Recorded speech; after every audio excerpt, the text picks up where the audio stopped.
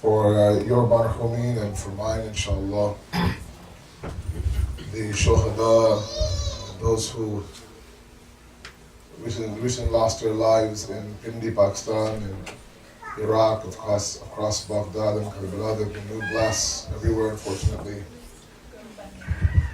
People have been killed, our lives have been lost. For those individuals, inshallah, Fatiha. Bismillah.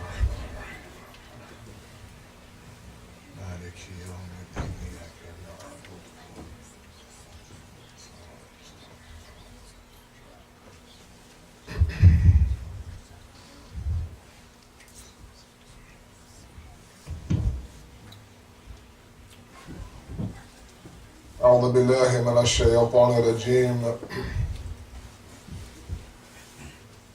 بسم الله الرحمن الرحيم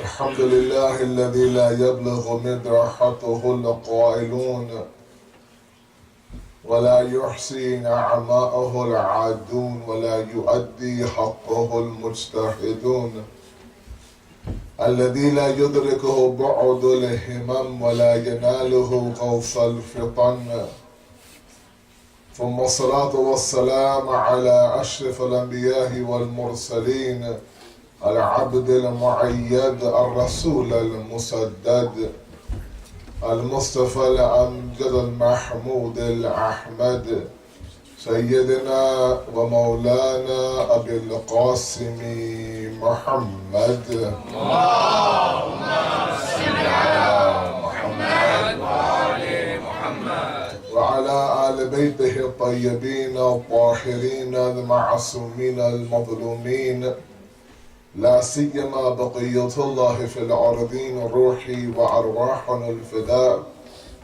ولعن الله أعداءهم أجمعين إلى يوم الدين أما بعد فقد قال الله وقوله الحق بسم الله الرحمن الرحيم ولقد خلقنا الإنسان في كبد صدق الله العلي العظيم صلوا على محمد وآل محمد اللهم صل على محمد وآل محمد عجل فرجنا.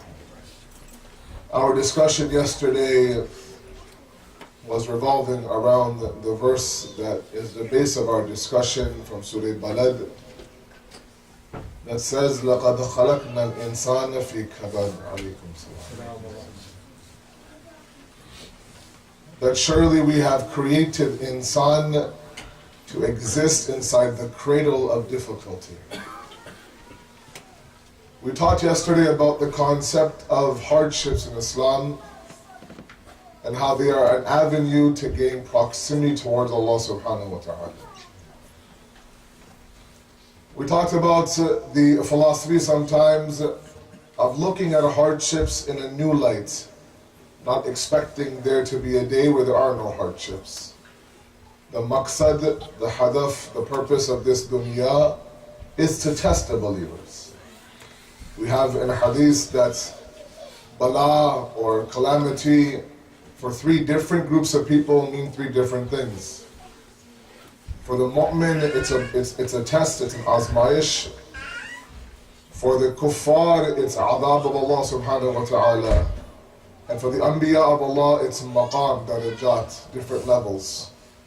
We have levels within the prophets. There are 124,000 prophets, no doubt.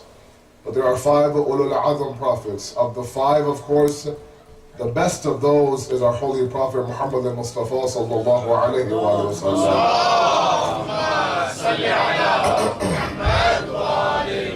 And while there exist several reasons for these levels to exist, one of them is the way that they have dealt with difficulties in their life.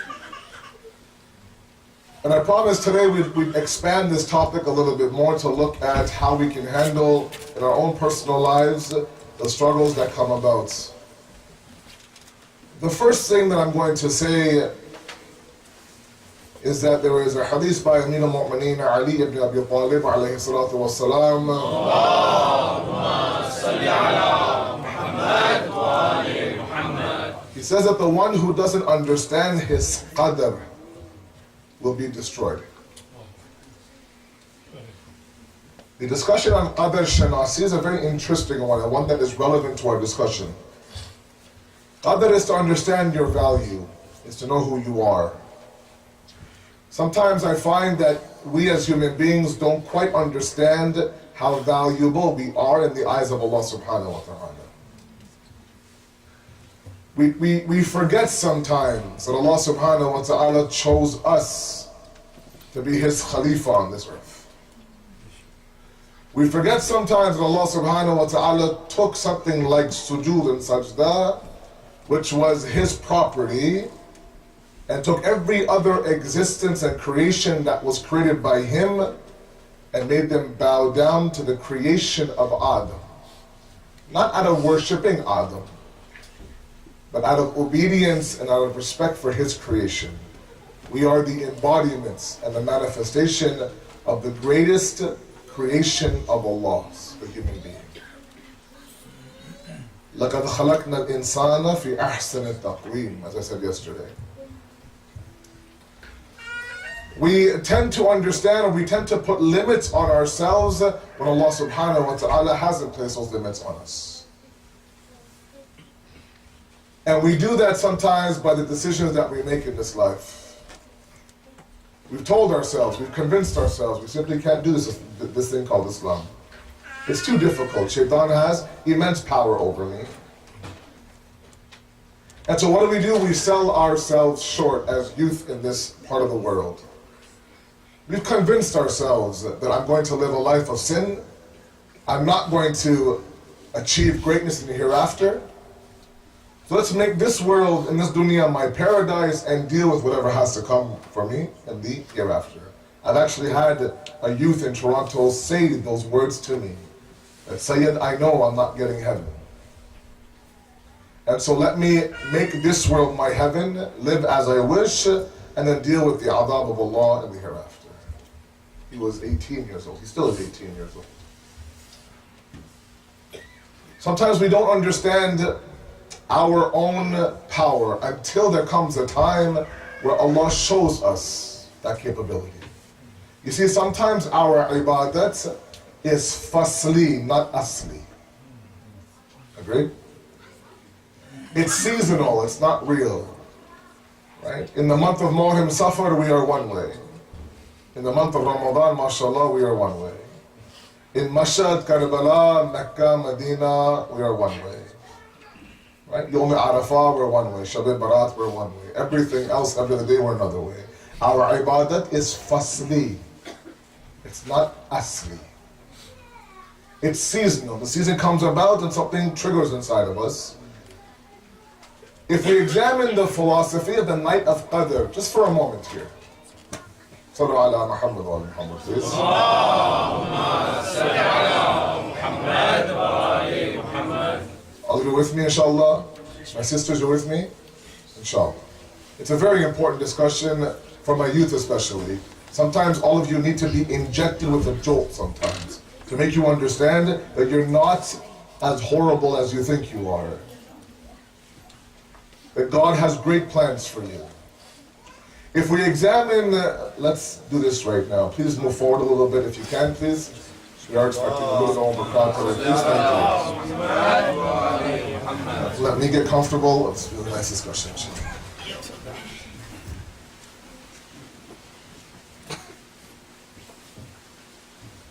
You may think this is not a real topic to discuss. You may think that this is not a real issue to discuss. Sometimes we look at the decisions that our youth make, and it's very obvious to us they have a very low opinion of themselves.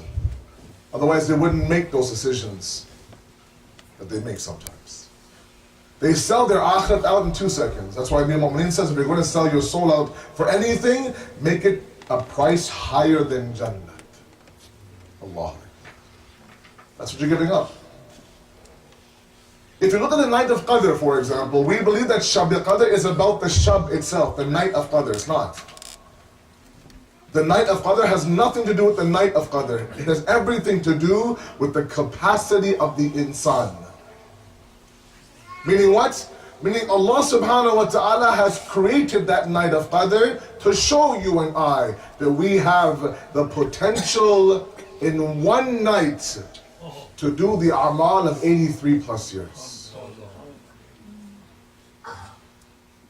وَمَا أَدْرَاكَ مَا لَيْلَةُ الْقَدْرِ. You don't even understand the beauty of that night. You know, 19th night, 21st night, 23rd night, which one is it? Which one do I show up at? Which one do I take a holiday after the next day at work? What is it? What's going on? What's the date? Why so many dates? Forget the dates. The capacity insan that you can show yourself on that night is incredible. Allah says you can write your destiny, man, on that night. You can write that destiny. You have that power. And that's what Allah subhanahu wa ta'ala does to us. You know, I don't know how long the fasts are here, but in Toronto, these past few months of Ramadan, 16-hour fasts. It gets hot in Toronto too. Now, sometimes we think that, oh my God, 16 hours. I mean, just, you know, it's a reminder to all of you. We have individuals who work 9 to 5. MashaAllah, all of you, mashallah, are working individuals.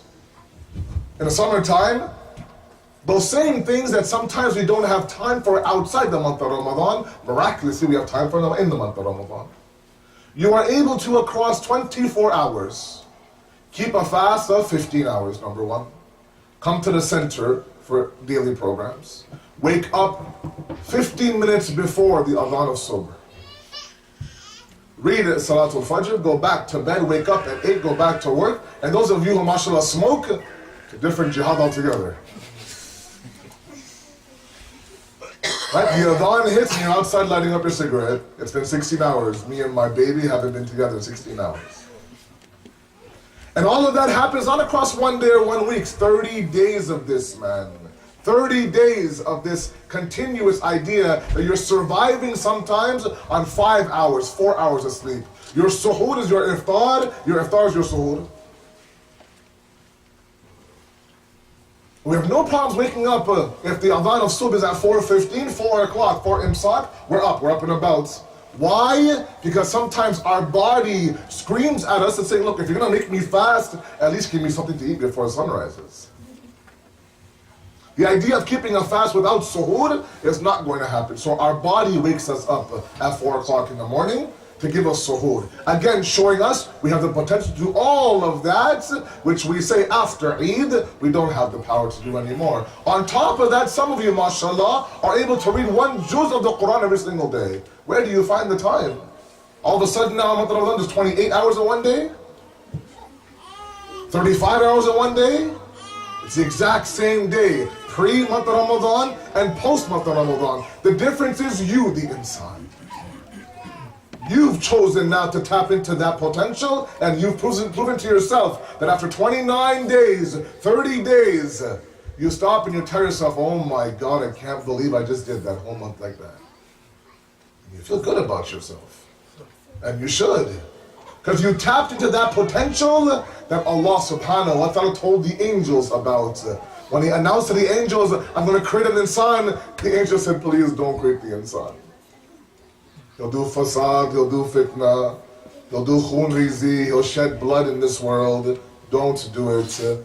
Allah almost metaphorically smirks at the angels, of course. Says, Inni a'lamu. Yeah, I know what you don't know about this insan. That potential sometimes that we bury is what Allah knew about us. And sometimes Allah gives us sparks to show us that we have that ability to show ourselves. The story of Fudail ibn Iyad, very interesting story.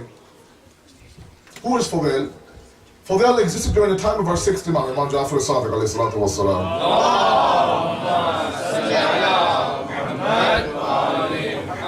Shaykh Mutahir rahmatullah alayhi in his book on Irfan, the intro to Irfan, talks about some of the great urafa of history. He mentions Fudail's name. Fudail, before he found his light and his epiphany, was a master thief. If you want something stolen, you ask Fudail to go get it from you. That's how good he was. He would climb the roof of the house, go in through the roof and go back out the roof. Pretty sick. One house after one house after one house, the story tells us that there came a time where Fudail entered the house on the roof. Just so happens that the individual who lives in that house was busy reading the Quran. And Fudail stopped for a second, waited for him to go. And he was reading the 16th ayat of Surah Hadid. Where the Quran says, Bismillah ar-Rahman ar-Rahim, أَلَمْ يَعْنِ لِلَّذِينَ آمَنُوا أَن تَخْشَعَ قُلُوبُهُمْ لِذِكْرِ اللَّهِ وَمَا نَزَلَ مِنْ حَقٍّ. Is it not about time? Has a time not yet come for those who believe to have khushu in their qalb towards the dhikr of Allah subhanahu wa ta'ala? Is it not about time that our hearts awaken towards the remembrance of Allah subhanahu wa ta'ala? That ayah, he heard it and he stopped what he was doing. And for a moment he thought to himself, what am I doing? What kind of life is this? Gets up off the roof and goes to the door of our sixth Imam and says, Ya Rasulullah, teach me whatever you know. That one ayah, that one verse was a spark for Fudail. And sometimes we have sparks as well, my youth especially. You know, we hear a story, we spark up. We hear a hadith, we spark up. One verse sparks up. One speaker comes and sparks us, motivates us, this and that. The spark is no good until it turns into a candle of hidayah. Have you seen those smokers trying to light that cigarette? Spark, spark, spark, until it catches, and then he's in heaven. I'm picking on smokers today, I know. But that's the idea. Sparks come and sparks go. Sparks come and sparks go. What is your spark is the question I have for all of you tonight and for me. Because sometimes these problems that we face are God's way of placing one spark after one spark in front of our path. We're too busy complaining about the struggle to see the spark in front of us. Let's change the mindset a little bit. Understand our capacity. Understand that God, through our actions, creates angels. How many traditions that we have? Individuals who read Salat on time, Fadilat, for 40 straight days, Allah creates angels for him that are assigned for the sole purpose of what? Reminding him in his ear when it's time for Salat. You know, if somebody, mashallah, is very, put taqwa and very khulus and very sincere in our communities, we go, oh, mashallah, he's an angel. And we place angels above the insan. No, the insan is above the angel. If he taps into that capacity, he can create angels with his work, with his efforts, with his amal. Don't underestimate yourself, my youth out there. Don't sell yourself short. Don't let this disgusting world take away this potential inside of you to become an abd of Allah subhanahu wa ta'ala. Otherwise, what ends up happening is you're doing a huge disservice to Allah subhanahu wa ta'ala. Sallu ala Muhammad wa ala Muhammad. Allahumma salli ala Muhammad wa ala Muhammad. The 17th chapter of the Quran has a very beautiful verse in it. And the 70th verse in that chapter, talking about the relationship between God and the human being. And God describes the fact. He says, وَلَقَدْ كَرَّمْنَا بَنِي آدَمَ. We've honored the sons of Adam. The human being, you and I. وَحَمَّلْنَاهُمْ فِي الْبَرِّ وَالْبَحْرِ. We carried them from the sea to the land. وَرَزَقْنَاهُمْ مِنْ طَيِّبَاتٍ. And we gave him from the tayyib, from the pure and beautiful things, we gave him rizq. وَفَضَّلْنَاهُمْ عَلَى كَثِيرٍ مِّمَّا خَلَقْنَا تَفْضِيلًا. And we gave him fadilah, distinction, preference over majority of those things that we created. Who is this? The insan, the human being. I mean, the Mu'mineen says that the human being lives between the levels lower than animals and higher than angels. And sometimes the way our youth have sold themselves out, it's that level beneath animals sometimes. No, you can elevate amongst angels if you allow yourself to tap into that resource. And sometimes what ends up happening is this dunya, this world itself, places that trap in front of you. That's why, again, there's a book called Misbah al-Sharia, which is a tribute to Imam Jafri Sadiq alayhi salatu wasalam. The very first page in that book talks about ubudiyat, subservience of Allah subhanahu wa ta'ala. He says that there are 4 things that you must understand towards the ubudiyat of Allah. One of them is the relationship you have with this dunya. The misconception sometimes in our youth is what? That we hear from this minbar, that Amir al-Mu'mineen gave talaq to the dunya, right? 3 times. Or he says that the snot of an animal is worth more to me than the dunya is. Or he would tie his shoes together and say, the rope that holds my shoes on my feet, this rope is worth more to me than this dunya. And we hear this as youngsters. I was also in that same group. And we tend to feel like Islam wants me to have absolutely no success in this dunya. They want me to wear patched up clothing, drive a clunker of a car, live in a shack. Because that is what taqwa is. The more poor you are, the more pious you are. The richer you are, the more dur or far you are from the deen. That cannot be further from the truth. This dunya has an element to it that's mal'una, that's cursed, no doubt. But the Holy Prophet says, al-dunya dunyanan, there are 2 dunyas. Dunya balighan wa dunya mal'una. That dunya you can attain success in, and that dunya that is a curse in the eyes of Allah. To explain to you what the difference is, let me tell you a story, like I love to do. In the books of Irfan, they have a very eloquent story that describes certain elements of the deen. It's a very famous story, I'm sure you've heard it before. Sallu ala Muhammad wa Allahumma salli ala Muhammad wa ali Muhammad. It's a story I enjoy telling in different communities. I'll tell it here, first time here, right? The story is of a young boy running through the woods being chased by a lion, running for his life. I don't know how many have been chased by lions before. It's a pretty scary thought. In the distance, he sees a well. And he thinks to himself that if I get inside the well, I can save myself from the clutches of this lion. He sprints, he gets to the well, and the well has a steel over thing to it, has attached to a rope. The rope goes down halfway down the well. He jumps inside the well, holds on to the rope, and begins to sway back and forth. Okay? The lion stops, is perched over the well. He won't go in, the lion. The young boy looks up, he sees the lion is perched, and he thinks to himself, eventually the lion will get tired and hungry, and chase another young boy, and leave me alone. He does in that situation what I would never suggest any one of you to do. He looks down. He looks down, he sees the mouth of a crocodile, this big, waiting for him. It gets better. On top is a lion that's perched, at the bottom is a crocodile. He's young, he's invincible. He's full of himself like we all are. He thinks to himself, you know what? Both of them will eventually go on their way. I'll continue to hang out here on the rope. At that moment, the sound of gnawing and chewing could be heard on the rope. On one side, a black mouse. On one side, a white mouse. Ever so slowly, chewing at the rope that he's holding on to. If I asked you what advice would you give this young man, what would you say?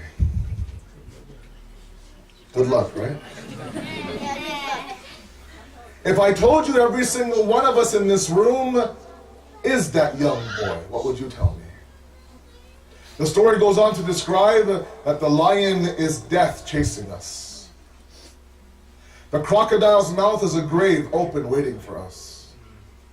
The black mouse represents night, the white mouse represents day. Time, ever so slowly, chewing at the rope of life. And we are clutching that rope like it's the end all and be all.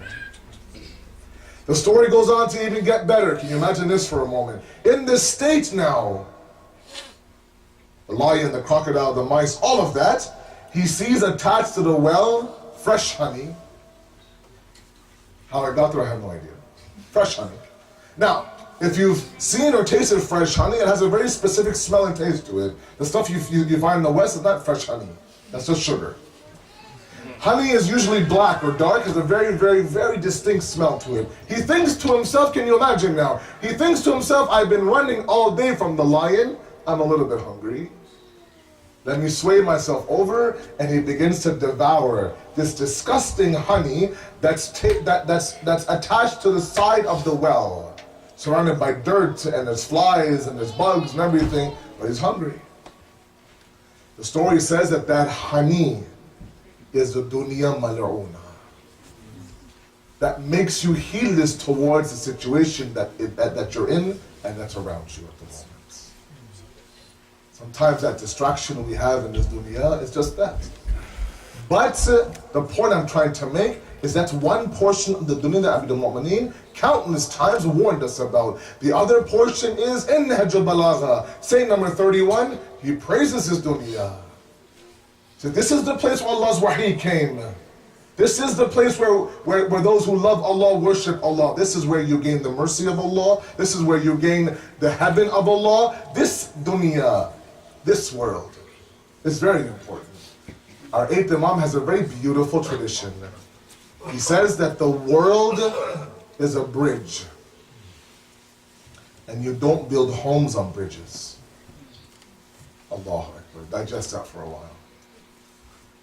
He said a bridge is used to transport goods from one area of the bridge to the next. A fool would build their homes on bridges. But once the bridge is out, you're stuck. The bridge has ahmiyat, it has importance. It's not the purpose, it's the wasila of the purpose. That bridge. It gets you to your destination. It's not the destination itself. Those of us who believe this world to be the end all and be all, those of us who are encouraged and attracted by this world, we see problems and struggles and hardships to be against the grain. Allah saying, no, it's part of the process. Because our relationship with the dunya is what? It's a very close one. And sometimes we see death to be the end of this dunya, not the beginning of the next world.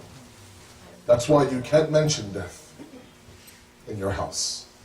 I was in one community, true story, no word of a lie. This brother came back from ziyarat, it was during Arba'in, and he bought kaffans back to sell. Kaffans had khaki shifan. And he set up a table near the exits in the back to sell kaffans. There were people who would exit the masjid and they would walk around the table like this. Almost as if to say, if a thread of your clothes hit the kafan, inna lillahi. That would speed up the process.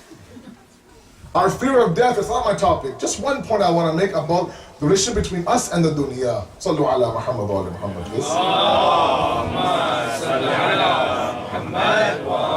See, Ayatollah Nasir Magram Shiraz has a very beautiful explanation of why sometimes we fear death. Beyond the obvious ones of our a'mal and the adab and the fishar al-qabr, all these things are there, no doubt.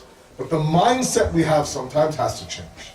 He says, I want you to imagine, my youth, are we listening? I want you to imagine that your parents announced to you that we're going out for the evening and we're taking your siblings with us and you have the house to yourself. Oh, that's beautiful, right? You're 18 years old, the house is to yourself, the Seahawks game is on, mashallah, Monday night football, you have your phone charged, you have your Doritos, you have your nachos, you have everything there set up, everything is good. Your parents leave, you turn on the television. As usual, the Seahawks are winning, mashallah. You have a good team here in Seattle. Halfway through the first quarter, you begin to hear noises going upstairs. Almost as if you swear blind that someone's walking upstairs. We've all been there. What do? You raise the volume of the TV to drown out the noises.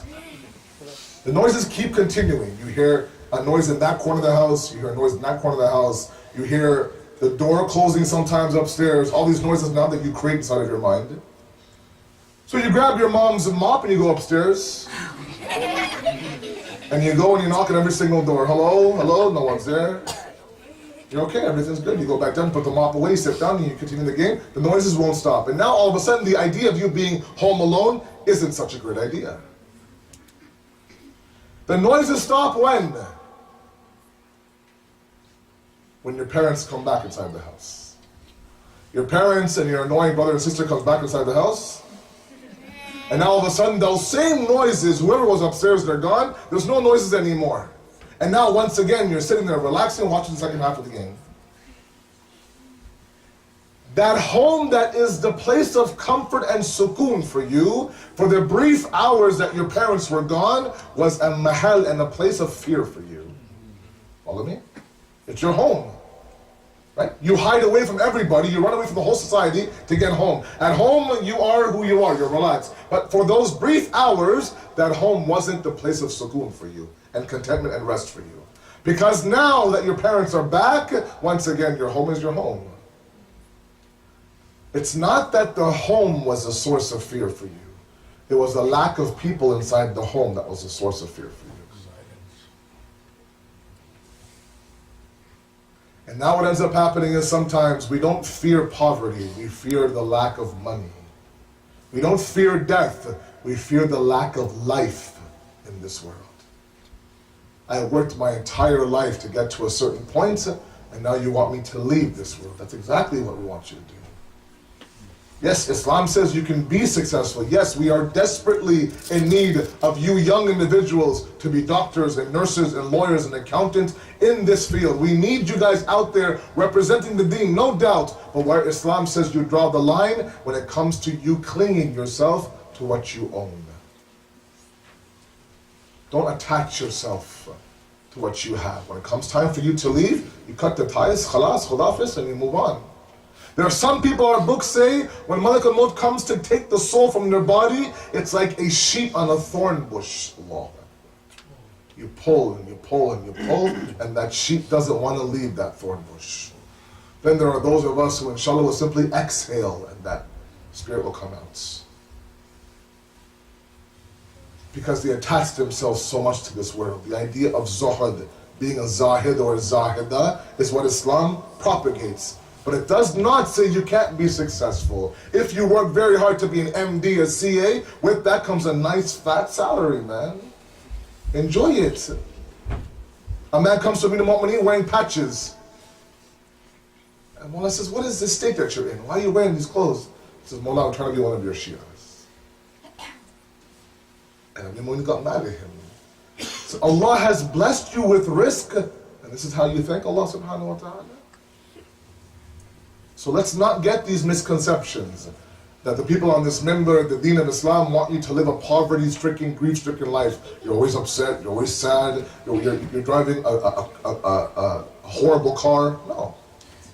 If you can fix your relationship with this dunya, you can begin to tackle your problems differently. Sallu ala Muhammad wa ala Muhammad. Allahumma salli ala Muhammad wa ala Muhammad. And these things come at a very young age. One thing I loved yesterday was how many youth I saw here last night. It was a beautiful sight, mashallah. Of all ages. You guys are at the prime of your life right now. You know, I came across a beautiful tradition I want to share with all of you from our Holy Prophet that talked about muhasabah, accountability. He says, لا تزول قدم عبد يوم القيامة حتى يسأل عن أربع. The feet of my servants will not move, he says, will not shake, will not slip, until they're asked about four things on the Day of Judgment. How many things? My sisters? Thank you. The first one, what? عن عمره فيما أفناه. How did you live your life and spend your days in this world? You know, there were a couple of individuals in my community who had passed away in the past 6 months. True story again, from my community. One individual was a little bit older, and I tried to explain to a younger guy who the uncle was that passed away. He couldn't get it. I told him his name, I told him his kid's name, I told him, described him in classes, he was this high, this and that. Finally, when the young man understood who the uncle was that died, he said, oh, that uncle that sat here and used to yell at all the kids all the time? Yes. Oh, him, he passed away. Oh, okay. Meaning the entire summary of his 60 plus years was brought down to him yelling and screaming at small kids. Another one was what? Another uncle who I tried very hard to explain. And again, when they said, oh, that uncle that read Hadith Kisa in every single majlis, we called him Hadith Kisa uncle. But look at how he was remembered in this world. Everything that we do is amal in this world. كُلُّ مَنْ عَلَيْهَا فَانٍ. Everything will perish. وَيَبْقَى وَجْهُ رَبِّكَ ذُو الْجَلَالِ وَالْإِكْرَامِ.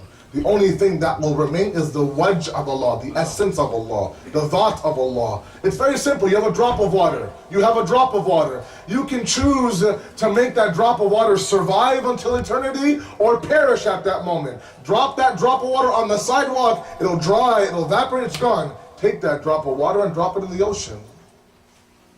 The ocean remains, that drop of water remains as well. Our a'mal are no different. You can choose to do the amal for this world. This world will perish, your amal will perish. Do it for Allah. Allah remains, your amal remain as well. It's very simple.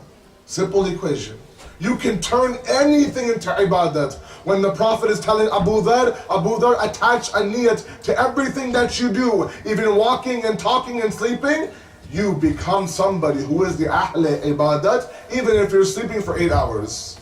Good deal, right? Yeah.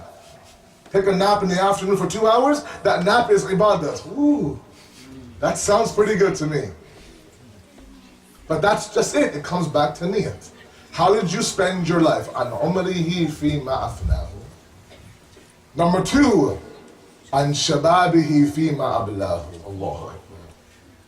How did you waste your youth away? The translation, those of you who are Arab, the translations is not how did you spend your youth away? How did you waste your youth away?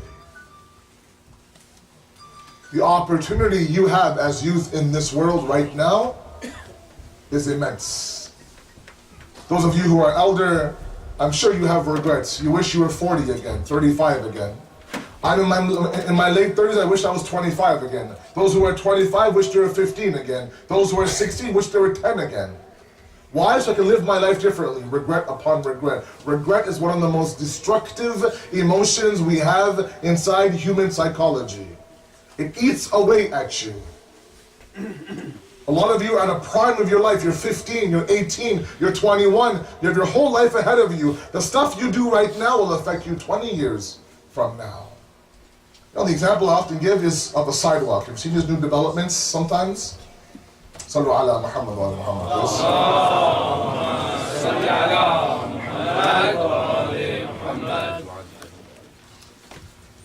These new developments where they're building homes, you drive past those, sometimes when the homes are complete, they begin to make the neighborhood. They plant trees, they put up a park, and they start to make sidewalks.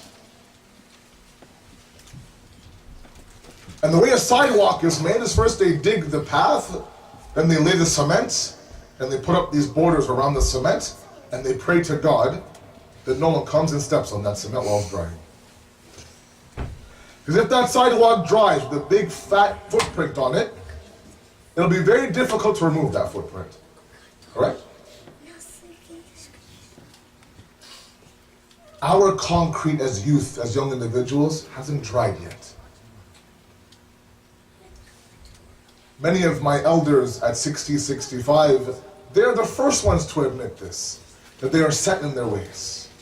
To try to make them to change is not impossible. That's why they say that a young individual that learns something new and applies it in their youth is like carving something in a rock forever to remain. But an old individual learning something new is like writing it in the sand, very easily washable away, unfortunately. Not that I'm disrespecting my elders, but that's the reality of it. If your concrete hasn't dried yet, you're still able to realize and still able to stop those to put footprints inside of your heart. That's why Amir al-Mu'mineen says, stand at your heart and guard those who are coming in your heart and leaving your heart as well. Imam Jafri Sadiq alayhi salatu wasalam is a very mystic and irfanic tradition. He says, Al-qalbu haramullah. Allahu Akbar. If I ask these small kids here in front of me, where's the haram of Abu Abdullah, they'll say Karbala. If I ask them about Amir Mu'min, they'll say Najaf. Our 8th Imam Mashhad, etc., etc. If I ask them, where is the haram of Allah? They might say Mecca to me. Mecca's not the haram of Allah, it's the Bayt of Allah. Imam Sadiq says the haram of Allah is the qalb of the insan. وَلَا تُسْكِنْ حَرَمَ اللَّهِ غَيْرُ اللَّهِ. And do not allow anything to reside in the haram of Allah except for Allah subhanahu wa ta'ala. We have everybody and anybody in that heart. Allah walks in, says there's no room for me in here, and walks back out. Grudges, hatred, all this stuff we hold on to. We don't talk to people in our community for 10 years over something that they did 10 years ago. What was it? I have no idea. Don't talk to our family members. Why? Because we had an argument. Don't talk to friends. Why? Because she said this and he said that. And we store that in our hearts.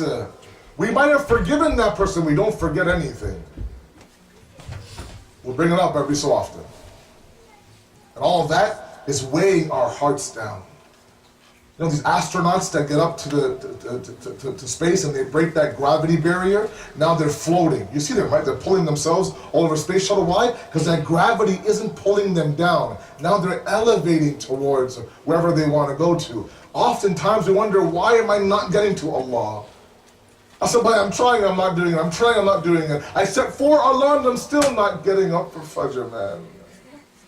One beside me, one across the room, one outside the door. The entire house is awake. I'm not awake. And sometimes what ends up happening is that we have so much gravity pulling our heart down, so much weight and anchor pulling our heart down, we won't allow it to elevate towards Allah. Cut the anchors, clean the heart out. You know, my second year in the house, I'll never forget this conversation I had. Saying nice about Muhammad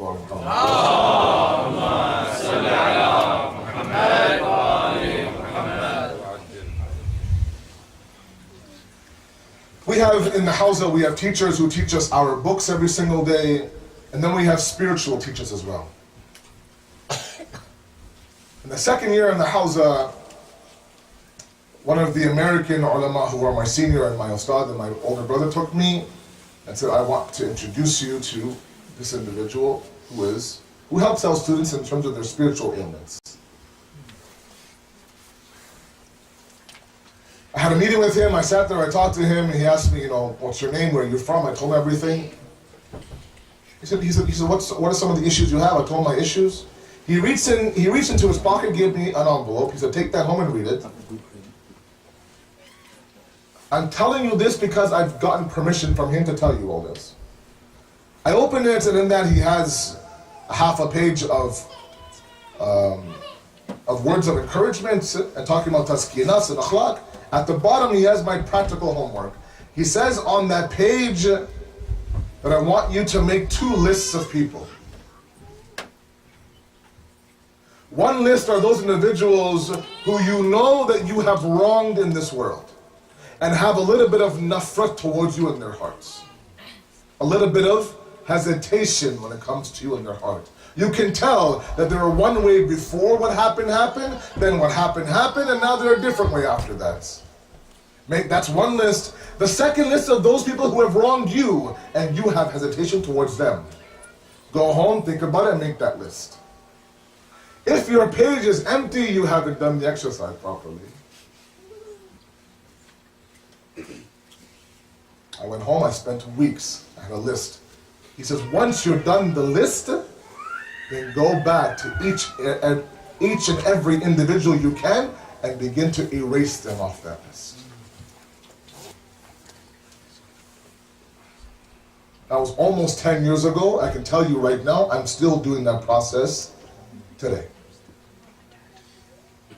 I would literally approach individuals, and I'm talking about myself. The only reason I'm talking about myself is because I have that example in front of me. Guys who are 5 years my younger, perhaps I said something to upset them, and I know that I said something to embarrass them. I would go to them and say, look, brother Falan, there came a time 8 years ago where I said this, I want your apologies. I said, that was 8 years ago, man. I said, no, I just didn't feel right. Some brothers would say, I was waiting for you to approach me. The purpose of the activity is what? That we begin to empty and lighten our heart out. We have too many grudges sometimes in our communities. We have too many walls up. We haven't spoken to our sister, let's say, in months. Our mothers in months. Fathers and sons don't talk to each other. Husband and wives don't talk to each other. I have dealt with cases in my community where we have a husband and wife, they have 4 kids. All 4 of them get married. When the 4th one gets married, at the age of 60, 65, they divorce. They were only together because of the kids. The kids are out of the house. Now the idea of them living together alone, I can't stand that. A lot of silent suffering happening in our communities because we hold on to things. We allow these things to weigh us down, and then we wonder why God isn't inside of my heart. Ask yourself, that list, do I have a list or not? You might have a list for others. I'm asking about you and your list. Not anybody else. Sallu ala Muhammad wa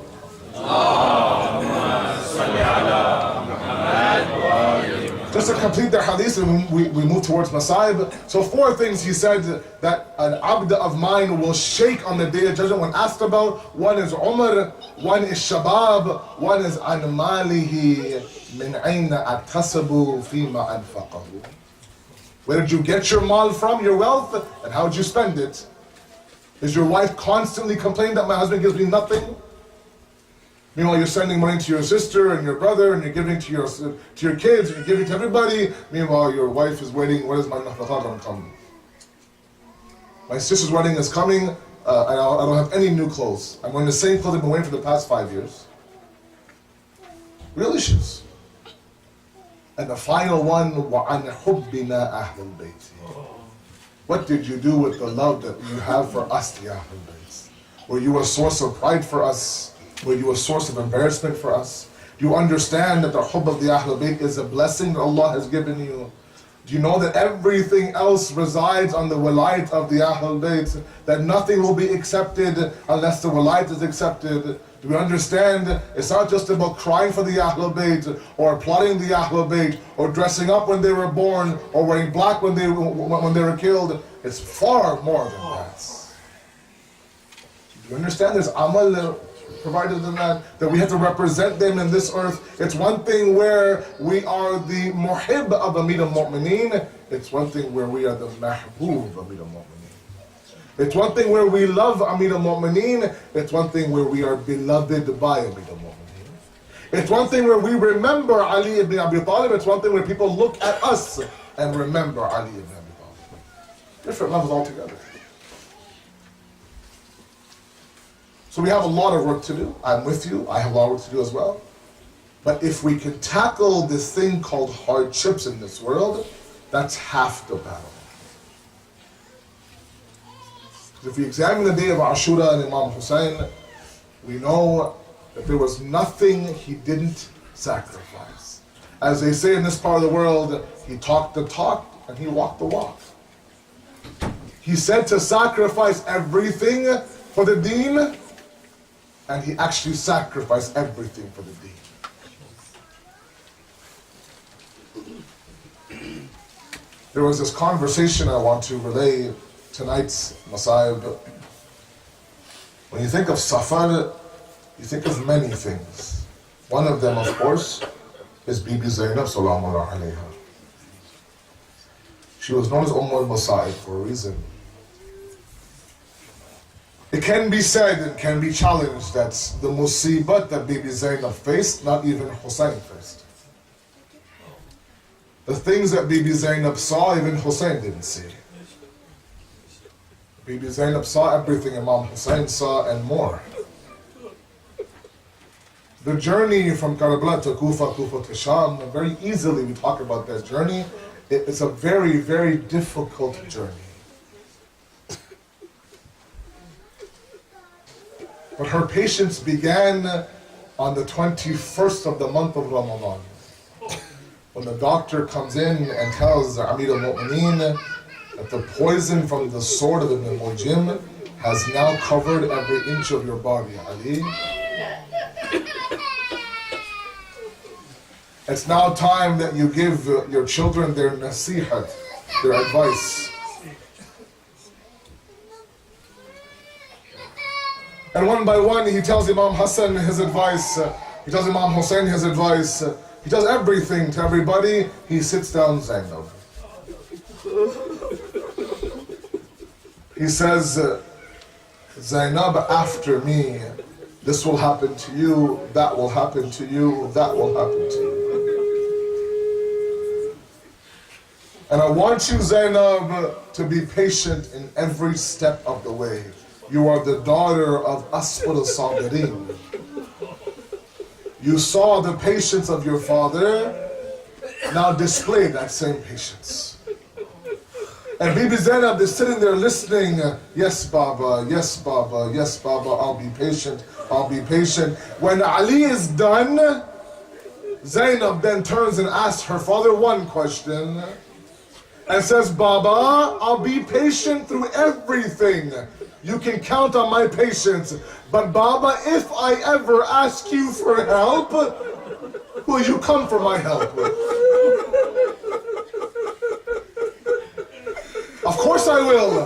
I'm Mushkil Kushar. I'll come for your help. Let's examine tonight where Zainab asked Ali for help. 28th of Rajab, we say this qafla left Medina. There came a time where Imam Hussein announces for all of the men to please lower your gaze. The daughter of Fatima is coming out of the home. She comes out of the home. On one side Ali Akbar, on one side Qasim, on one side Abbas, on one side Hussein. 4 different individuals there to mount Zainab on the horse. The same Zainab on the 11th of Muharram, when she's mounting one woman after one woman after one woman on the horse, there came a time where Zainab stood there by herself. She looked to her left, she looked to her right, and my heart tells me that she remembered that moment on 28th of Rajab when 4 of her beautiful brothers were there to mount her. Now there's nobody. But she never asked Ali for help. 2nd of Muharram arrives. This qafla enters Karbala. Imam Hussein is asking the Bani Asad tribe, tell me the name of this land. Someone says Nainava. Someone says Shatul Farat. Someone says one name after one name. And then an old man from the back walks forward and says, Mawla, our Ajdad used to call this place Karbala. And Bibi Zainab began to start to cry because she was told by her holy prophet, the moment you hear the word Karbala, your mission has started. She didn't ask Ali for help then. There came a time when the bodies of her own Muhammad were brought back to the khayma. The khayma opened up, the tent opened up, and Bibi Zainab walked out. Everyone stood there waiting for the reaction of this mother who just lost her 2 Javan sons. Bibi Zainab put one hand on the chest of On. She put one hand on the chest of Muhammad. She fell down to sajda and she says, Ya Allah, accept this Qaleel sacrifice on my behalf. But she never asked Ali for help. When she watched Imam Hussein ask the small kids of the Bani Hashim to come help me drag my Ali Akbar back to the khayma, she never asked Ali for help. When she saw the alam come back from Maidan, not the alamdar, she never asked Ali for help. When she's standing on Asri Ashur and she felt the ground shake and she heard قَدْ قُتِلَ حُسَيْنِ بِكَرْبَلَا, she never asked Ali for help. She never asked Ali for help. The journey, she never asked Ali for help. But there came a time, my brothers and my sisters, when she's there at the courtyard of Yazid in Sham. 7 doors to that courtyard. 1 door opens, a second door opens, a third door opens, and finally, when that last door opens, Bibi Zainab stands there. And there in front of her are 700 men sitting there waiting for this qafala to enter. She stops. And she says to Imam Sajjad that if anybody has their himmat to let me walk in, I'm not entering this courtyard. Imam Sajjad says, Puppy Amma, please, just a little bit more patience. Enter this courtyard, I'm with you. No, Sajjad, I will not enter this courtyard. At that moment, our books say, from the Noken Neza, Imam Hussein began to speak and says, Bana, Bibi Zainab, your brother is with you. Walk into the courtyard, I'm with you. At that moment, when Bibi Zainab heard Imam Hussein, she said, Bhaiya, I'll enter this courtyard, but just answer me one question. Which way is it to Najaf? She points towards Najaf and says, Baba, your Zainab is now asking you for help. سيعلم الذين ظلموا أي منقلب ينقلبون.